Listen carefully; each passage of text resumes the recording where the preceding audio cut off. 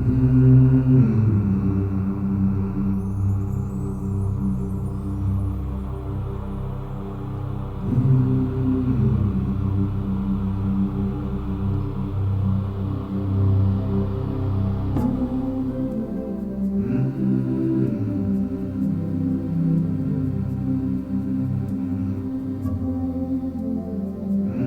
one of the best airports in the world.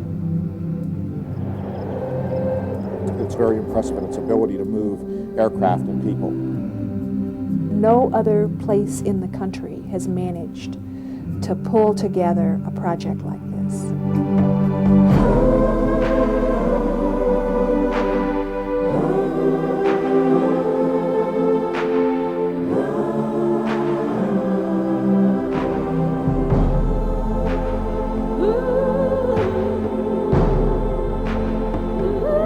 It has been 20 years since our country has seen a new airport built from scratch. DIA was the largest construction project anywhere in the country at that time. They don't build these things every day.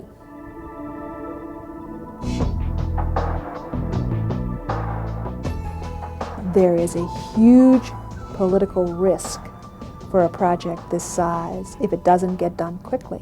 The process of building an airport was really unknown to most people who we needed to deal with. And with so much money going into it, there was, there was a big gamble on the line with the city's, integrity as an institution. As a result, we were basically fodder for the media, not only in Denver, but worldwide. A public works project turned public relations nightmare.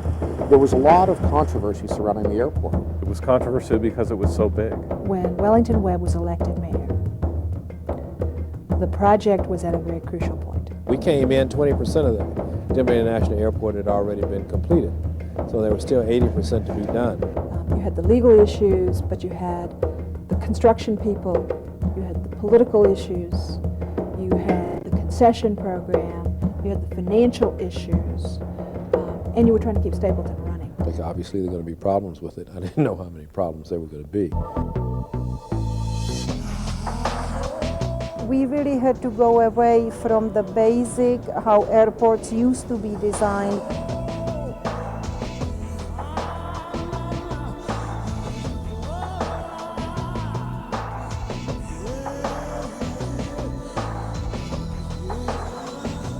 We were designing the airport as we were.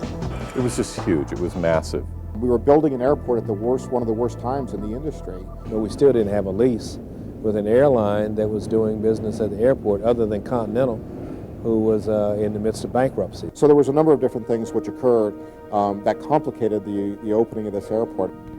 In the middle of the project, to have the manager of the airport leave, and then within a matter of months, the chief engineer and now manager of public works die.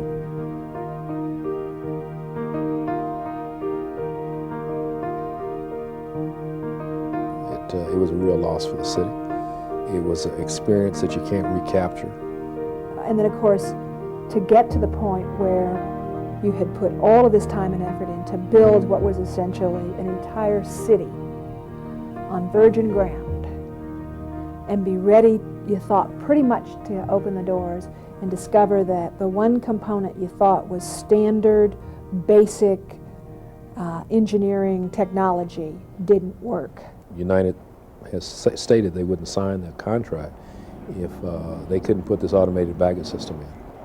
The baggage system troubles clearly were the thing that rose up and bit the DIA project when it was actually well along and well into construction. The airport isn't even opened yet, and already they're losing luggage. So the mayor put together basically a SWAT team of myself, the manager of public works, a number of the aviation officials, to look at what the alternatives would be.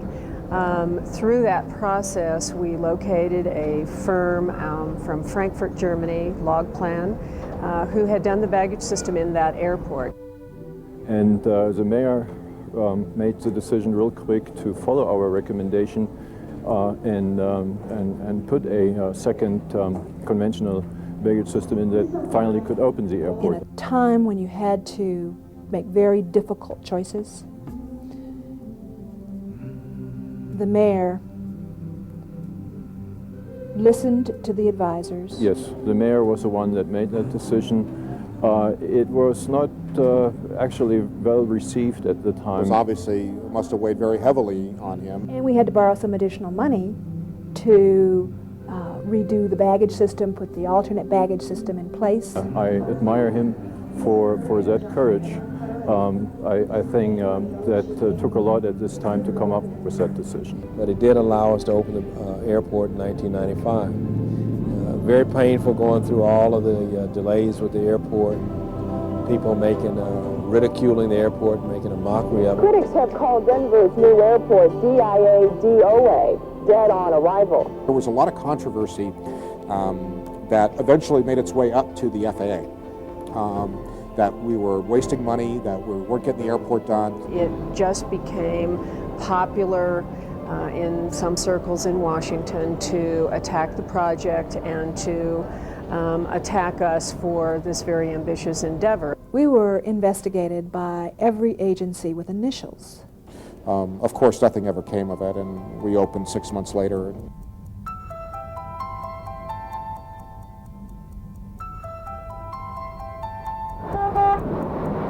I don't think this has ever been done like this before.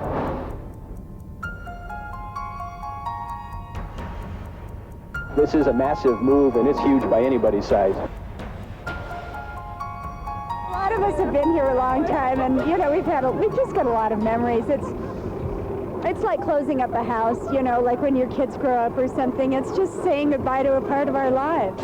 I keep telling all the passengers, every one of the passengers, they're saying, when is the last flight out of Stapleton? I say, this is it. You're on it. You are history in the making.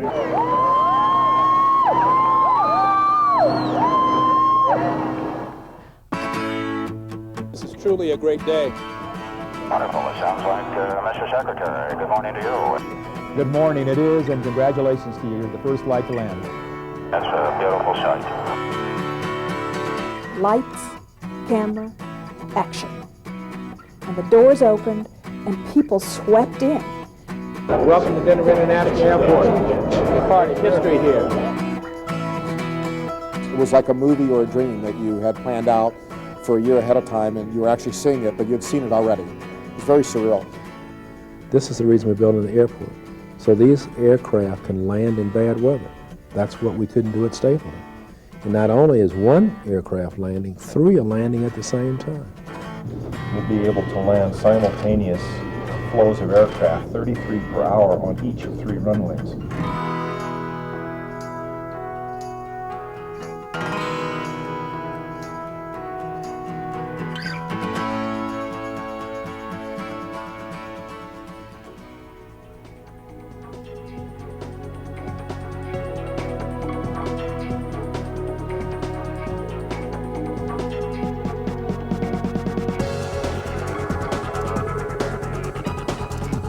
I'm very proud of the concession program. He did something that has not been done at any other U.S. airport. Hi there, man. He had a vision with some elements, and it's reflected in our passenger numbers and in the revenue that we've gained out here at the airport.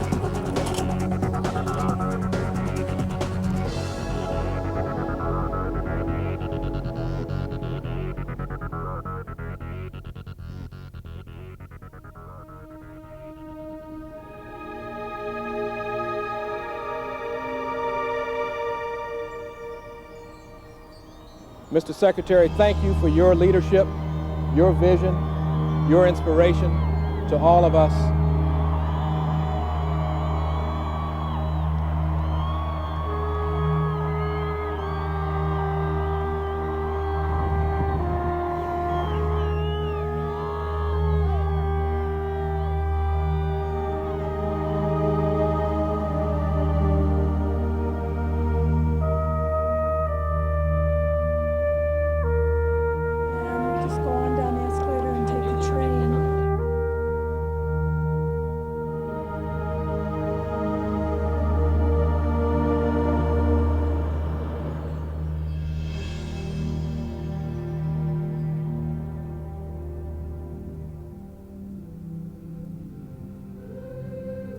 DIA has proven itself.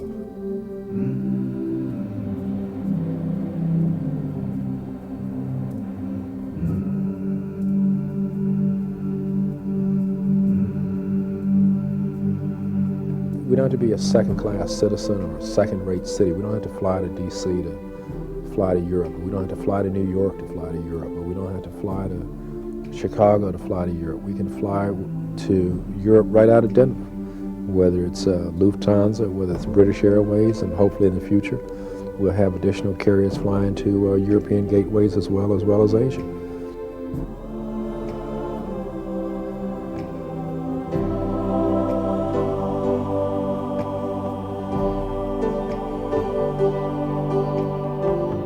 Denver's one of the last new airports to be built in the world. It's just an engine of economic commerce for this region. And I think we've just begun to tap that. DIA could well end up becoming the sort of hub of commerce. To everyone in their own way that has contributed to the success of DIA, I think they all should feel proud of what they built.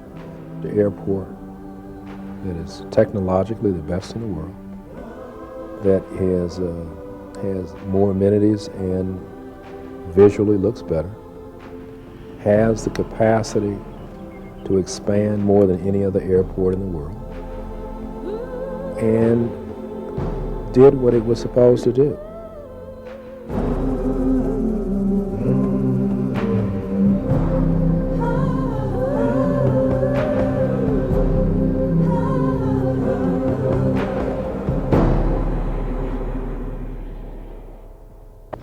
We have taken a lot of shots about the postponements, some fair, some cheap. But I think that in reality, if you look at the totality of this project, it's my belief this will be the last new airport built in the United States from the ground up. There won't be any others after this. And secondarily, it's also on February 28th that I will be very excited, very happy once the airport is operational. Because then I'd like to go on David Letterman and give him my list of 10 that I've heard about the airport, and also share with the country that we've now done what no other city is going to do, and that's build the last airport in the United States. Thank you.